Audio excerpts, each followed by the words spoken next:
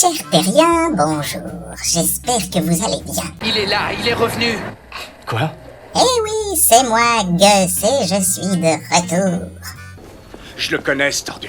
Ah, ne commencez pas à être déplaisant, hein. En cette merveilleuse journée au cours de laquelle je vais poursuivre mon analyse de votre espèce, afin de savoir s'il convient de vous détruire ou de vous laisser survivre, je vous demande d'accueillir mon co-animateur Will. Bonjour, Will. T'as un don pour rendre les choses joyeuses. Dis bonjour. Bonjour. Bonjour. Bonjour, dites bonjour. Oui, ça va, bonjour. Bon, alors, après notre première vidéo, nous avons eu quelques petits soucis techniques, du genre perte de tout notre travail. Mais bon, nous revoilà. Alors, quel film tu me proposes aujourd'hui pour rattraper le temps perdu? Bah justement, je me suis dit qu'un regain de vitesse ferait du bien à la chaîne. Et donc, je propose que nous parlions du film Speed. Ah oui, bah je l'ai vu celui-là, tiens. Tu l'as déjà vu? Tu t'imagines que j'ai chômé pendant qu'on repartait de zéro pour recréer nos génériques visuels et tout le tralala? J'ai adoré Independence Day que tu as proposé la dernière fois. Alors j'ai continué à travailler. J'ai vu un max de films. Oui, donc si je comprends bien, pendant que moi je me tapais toutes les tâches techniques, toi t'as maté des films. Ferme-la. Et t'en as vu combien comme ça? Des tas, quelques centaines je crois. Ça t'arrive de dormir? Mon espèce dort peu. On y va? Bah allons-y. Speed est un film d'action de Jan de Bont sorti en 1994. C'est d'ailleurs son premier film, hein, et on va le dire d'entrée de jeu. Il s'en est admirablement bien sorti.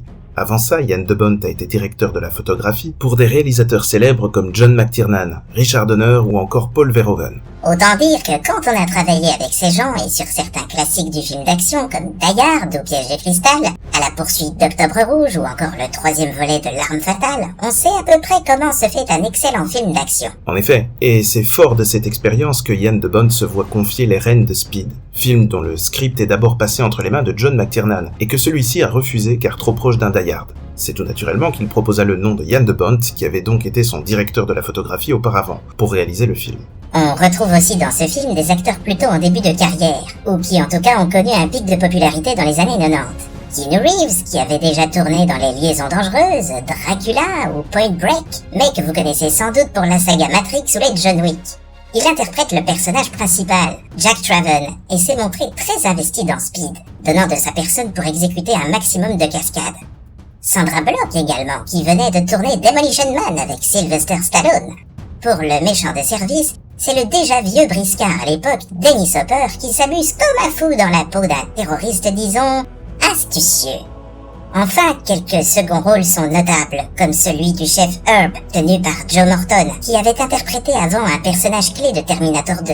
Ou encore le collègue et ami du héros, Harold Temple, interprété par Jeff Daniels, que vous avez pu voir dans les plus légers Dumb et Dumber ou les 101 Dalmatiens, et plus récemment dans Seul sur Mars. D'ailleurs, avant de passer par chez vous, j'ai visité Mars. C'est pas terrible, hein? Quant au script, il se murmure qu'un certain Joss Whedon, qui réalisera 2 films Avengers bien plus tard, y aurait apporté sa patte, en plus d'intervenir sur les dialogues.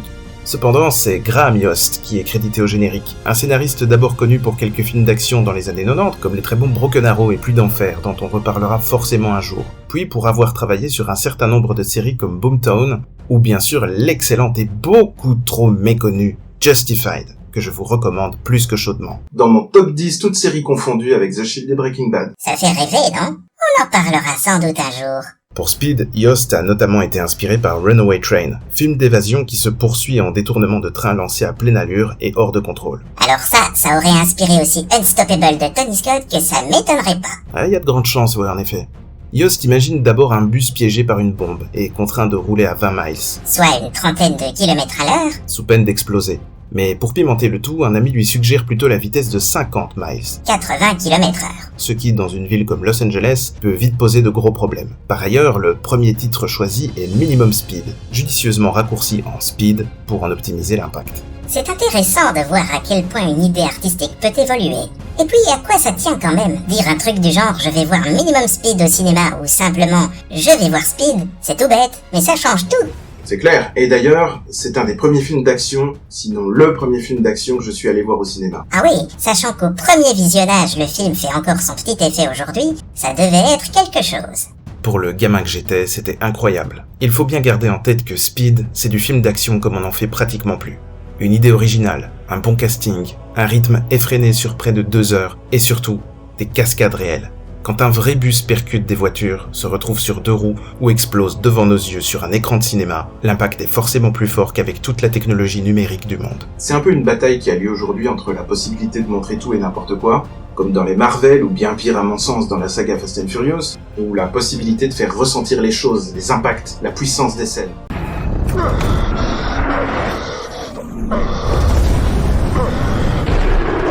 Et quand je revois Speed, tout redevient évident. Speed, c'est LE film avec le bus. Il n'y en a aucun autre. Un peu comme Die Hard est le film avec la tour, même si on peut penser à celui-ci aussi, ou Armageddon, le film avec l'astéroïde, c'est ça? Exactement.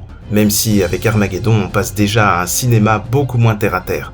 D'ailleurs, c'est intéressant que tu parles de celui-ci parce que si on prend le film du même genre le plus récent que j'ai vu, Greenland, le concept de base est identique mais tout le traitement est intégralement différent. Plus intimiste, dramatique, à échelle humaine. L'objet de la menace est quasi secondaire, rien à voir avec le spectacle démesuré et fantaisiste d'Armageddon. Ouais bon, ça tient aussi au fait qu'Armageddon a été réalisé par Michael Bay. Mr. Explosion. C'est vrai, mais ça illustre quand même assez bien la façon dont on concevait les blockbusters dans les années 80 et surtout 90. Une idée originale qu'on va pousser dans ses retranchements. Dans Speed, le bus piégé est pratiquement un personnage à part entière. Vous voulez voir un film avec un bus, vous allez voir un film avec un bus. Dans Twister, les stars, ce sont les tornades. Dans Armageddon, l'astéroïde. Dans Le Pic de Dante ou Volcano, les volcans ou la lave.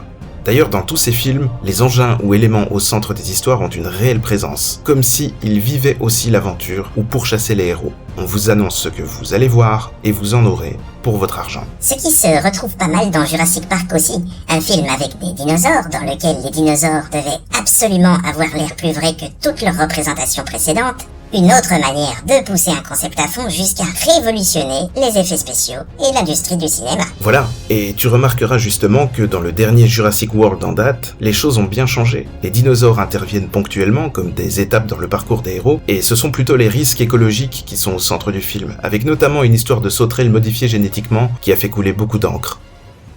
Attends, t'es sérieux là? T'as pas encore vu ce film, c'est ça? Ouais, et tu me fais pas vraiment rêver là.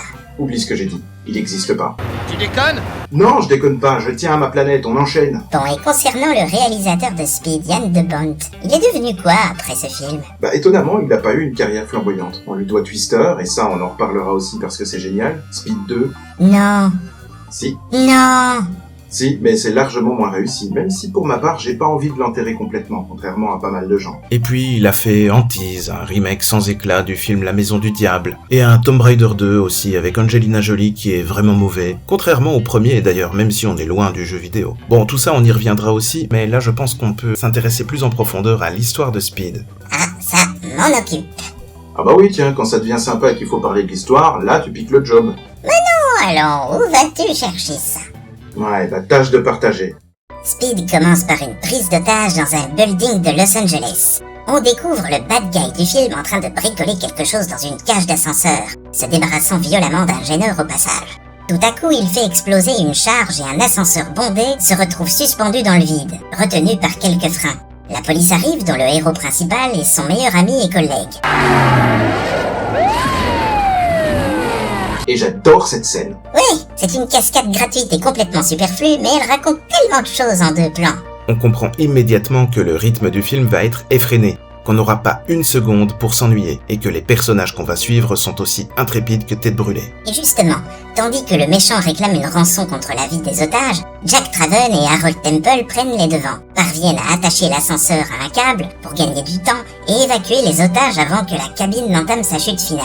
Et cette première séquence dure 25 minutes. Ouais, ça je m'en suis rendu compte en regardant la vidéo d'Anthony Pazzana sur Speed. J'ai toujours eu conscience de la longueur de cette scène, mais j'avais jamais calculé la place que ça laissait ensuite. Sachant que le film se termine encore à un autre endroit, ça laisse finalement plus ou moins 1 heure de film aux scènes avec le bus. Et pourtant, comme tu l'as dit, Speed c'est le film avec le bus. Il se passe tellement de choses au cœur du film, tellement d'aventures à cause de cette limitation de vitesse sous peine d'explosion, en pleine ville, que cette partie reste sans le moindre doute la plus importante et la plus marquante du film. Oui, parce qu'en effet, à ce stade du film, l'antagoniste, Howard Payne, que tout le monde croyait mort, ne s'avoue pas vaincu.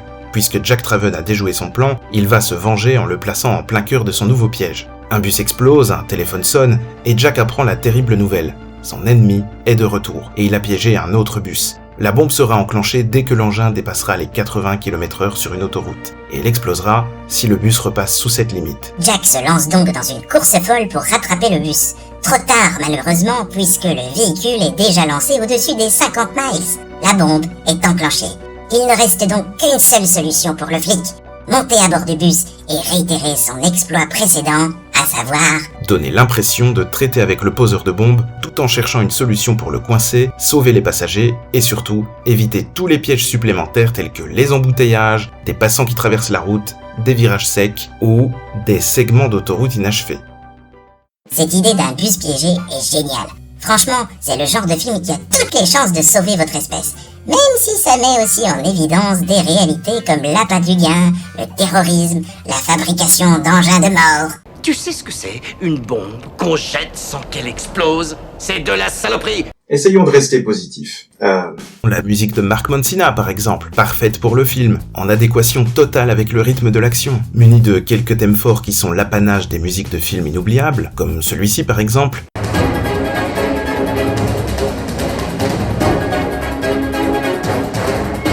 Ou encore les scènes d'action découpées en situations problèmes bien identifiables qui surgissent comme différents niveaux dans un jeu vidéo. L'embarquement dans le bus, un embouteillage, des obstacles, un trou dans la route, une perte de carburant. Tout s'enchaîne sans possibilité d'ennui, tandis que de son côté, Harold Temple tente d'identifier le méchant pour lui tomber dessus et le stopper. Et pour trouver une place au milieu de tout ça pour une romance qui fonctionne entre Jack et Annie, ça n'était pas gagné d'avance. Faut ajouter tous ces petits détails avec des marqueurs d'alerte et de danger un petit peu partout tout au long du film. Ce sont des idées visuelles presque subliminales mais très bien pensées pour que le spectateur ne perde jamais de vue que quelque chose de grave est en train d'arriver. D'ailleurs, voilà le premier plan du film juste après le générique.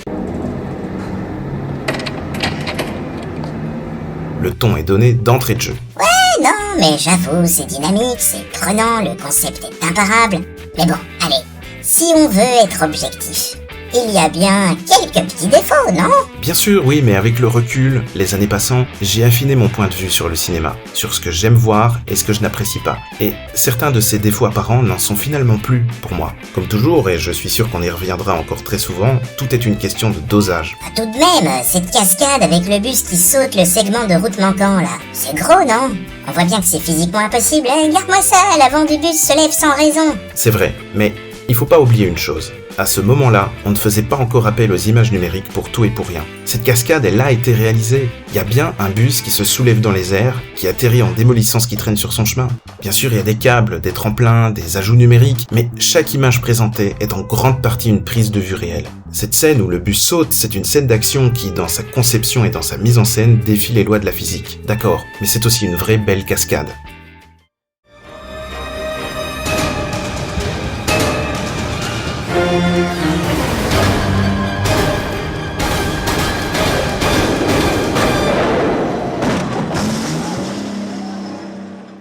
Et ce qui compte, c'est aussi toute la préparation dans le film. Du moment où l'on apprend que le bus s'est engagé sur une voie sans issue, jusqu'à la résolution du problème, en passant par une montée en tension folle, toujours soutenue par cette musique qui ne nous lâche pas. Quelle meilleure solution pour échapper à un trou béant dans un film nommé Speed que de foncer vers le danger, à pleine vitesse. La vache, tu te défends bien, hein? Merci. Merci! Bon, d'accord, mais le plan du méchant, il est quand même un peu casse-gueule, hein? Et si après 5 minutes, le bus a un accident ou qu'il crève un pneu? Boum! Fini! Il a perdu, le mec! Bon, j'imagine que ça ferait beaucoup rire notre vilain de service, parce que, comme ils le disent dans le film, Souviens-toi, il est fou mais il est pas con. ce qui veut bien dire qu'il est capable d'échafauder des pièges farfelus et risquant d'échouer, mais qu'il a certainement d'autres solutions sous la main pour réclamer les rançons qu'il demande au cours du film. Après tout, le type n'est pas tout jeune, et il n'a affaire à Jack et à ses collègues que depuis peu. Qui sait s'il n'a pas gardé des sales coups sous le manteau dans l'éventualité où son nouveau plan échouerait. Ouais, bon, et le fait que tout le monde pense que le méchant est mort après la scène d'intro, c'est pas un peu fort, ça? Quoi, il s'est volatilisé? Le fait qu'on n'ait rien retrouvé de lui dans le building une fois qu'il a fait sauter sa dernière charge, ça n'étonne personne, ça. C'est une zone d'ombre, oui, un plot hole comme on dit en anglais, mais il a très bien pu placer la charge à un endroit stratégique, à côté du corps d'une victime vivante ou déjà morte. Peut-être même qu'il avait prévu de s'échapper comme ça. Ouais, en tout cas, c'est pas montré. C'est pas montré, il me semble que c'est pas dit, mais au vu de la qualité d'ensemble, c'est le genre de détail que je peux laisser passer. Ok, je comprends, c'est vrai, en gros, Léo l'emporte sur les bas. Largement. Et d'ailleurs, c'est ça aussi qui fait la qualité d'un blockbuster. Tout ne peut pas être parfait. Le rythme ne peut pas être sans cesse optimal, sinon ça devient hystérique. Il faut des variations, des moments où les films s'emballent et des accalmies. Un vrai bon blockbuster, c'est une montagne russe. Je vois, et il ne suffit pas que ça monte et que ça descende. Il faut vraiment varier les plaisirs, c'est ça? Voilà, et ça, Speed le fait à merveille. Son attraction principale, c'est toute la partie qui concerne le bus piégé, à l'intérieur duquel le spectateur se retrouve d'ailleurs emprisonné une bonne partie du temps. Mais avant d'en arriver là, le film prépare le terrain, et quand on croit être sorti d'affaire, quand le film semble enfin nous délivrer et nous dire que la partie est gagnée, à ce moment où on respire un peu et où on peut supposer que les derniers instants du méchant sont écrits, on nous embarque pour un dernier tour de manège. Oui, parce qu'il était impossible de finir le film dans le bus. Tout le plan génial du méchant était de gérer la situation à distance. Une fois son plan déjoué, il doit enfin sortir de l'ombre, improviser et faire des erreurs. Et pourtant, même là, je trouve que le film ne trahit pas son concept. En effet, sans en dire trop, le film nous emmène dans une dernière séquence qui mènera vers une cascade finale qui fait totalement écho à la fin de la partie avec le bus. La musique de Mark Mancina est de retour, la vitesse est à nouveau un élément prégnant de l'intrigue. Bref, Speed, c'est un vrai cocktail explosif et un concept exploité dans son intégralité. Un condensé d'action, de séquences folles et de tension. Et franchement, même si vous êtes habitué aux productions récentes dans le domaine de l'action, si vous n'avez jamais vu Speed, foncez. Ce film a à peine vieilli tant ses scènes d'action en prise de vue réelle font toujours leur effet.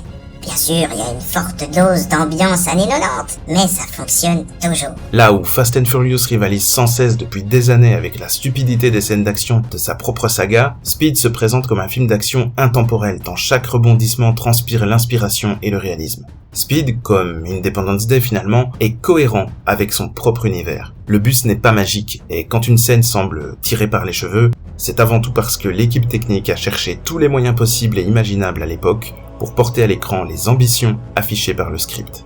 Puisque tu parles de l'implication de toute l'équipe technique et de l'ambition du film, je viens de faire quelques recherches pendant qu'on tournait la vidéo et voici quelques trucs un peu fous au passage. La longue cage d'ascenseur que la caméra parcourt au début du film est en fait une miniature.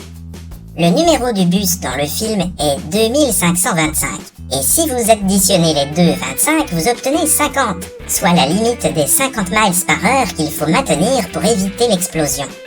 De nombreux plans d'intérieur de la séquence d'ouverture du film ont été mis en boîte dans la Fox Plaza, un gratte-ciel abritant le siège de la 20th Century Fox, et également utilisé pour le film Piège de cristal. Keanu Reeves a en fait accidentellement brisé la vitre du bus au moment où il tente d'y monter, mais la prise a été conservée. Sandra Bullock, qui se retrouve dans le film rapidement au volant du bus, a vraiment pris des cours de conduite, mais n'en a pratiquement pas eu besoin sur le tournage. Dans le film, vous pourrez constater que le méchant tient son téléphone d'une drôle de façon. Si vous observez sa main gauche, vous verrez qu'il lui manque un pouce, signe que le fait de jouer avec des explosifs n'est pas sans conséquence. Pour les mêmes raisons, le personnage a sans doute également perdu l'audition à droite, au moins en partie, ce qui l'oblige à tenir le téléphone d'une main pour le porter à l'autre oreille. Dans la scène du segment de route manquant, le trou a en fait été ajouté de façon numérique, sur une route bien finie. Si vous observez bien, on voit un groupe d'oiseaux passer en plein centre, eux aussi ajoutés numériquement en post-production. Pour la scène de l'aéroport où le bus fonce droit vers un avion, la précision des trajectoires était essentielle. On peut donc voir à l'écran des câbles servant à diriger le bus qui n'ont pas été peints en gris ni effacés en post-production. Par ailleurs, l'avion au cœur de cette scène affiche le nom d'une compagnie imaginaire déjà connue des fans de films d'action, puisqu'on peut l'apercevoir sur un camion dans le premier Die Hard, donc Piège de cristal encore une fois, sur lequel, rappelons-le, Ian DeBont était directeur photo. Pour en revenir à Speed, au moment où un métro s'écrase en plein Hollywood Boulevard à la fin du film, l'équipe a en réalité utilisé des maquettes, mais aussi un bus, déguisé en wagon de métro. En étant très attentif, on peut en apercevoir les pneus sur un plan très court. Bref, Speed, c'est excellent et ça rentre sans problème dans le top 10, voire 5 des meilleurs films d'action selon moi. Eh ben, avec des films de cette trempe, c'est sûr que ta planète a de bonnes chances de s'en sortir. Bah, j'espère, oui. Pourquoi il nous en veut, ce bonhomme? Je sais même pas, j'essaie juste de sauver la planète, moi. Il la fera péter de toute façon. Oh, allons, pourquoi tu dis des choses pareilles? Parce que je le sens dans mes tripes. Faut manger des probiotiques, mon gars. Non, mais allez, si j'aime bien Speed 2 aussi, je vous promets que vous êtes sauvés. On est tous morts. On verra, on verra. Oh, puis tu sais, une planète qui explose, ça fait pas mal. Ça va très vite. Ta gueule, y'en a marre. Et on reste poli, hein. J'ai une femme. Moi j'en ai 3, je vois pas le rapport.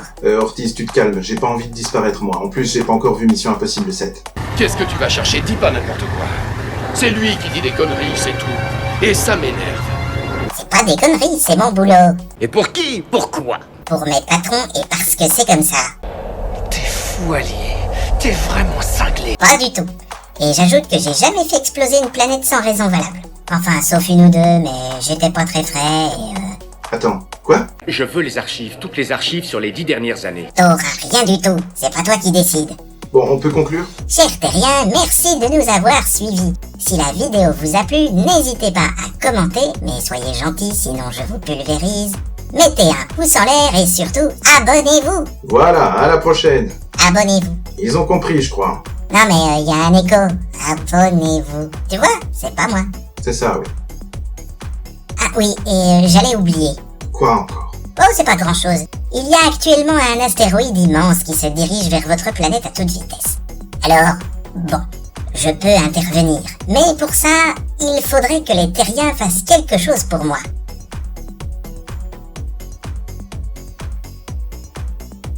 Et c'est quoi? Abonnez-vous.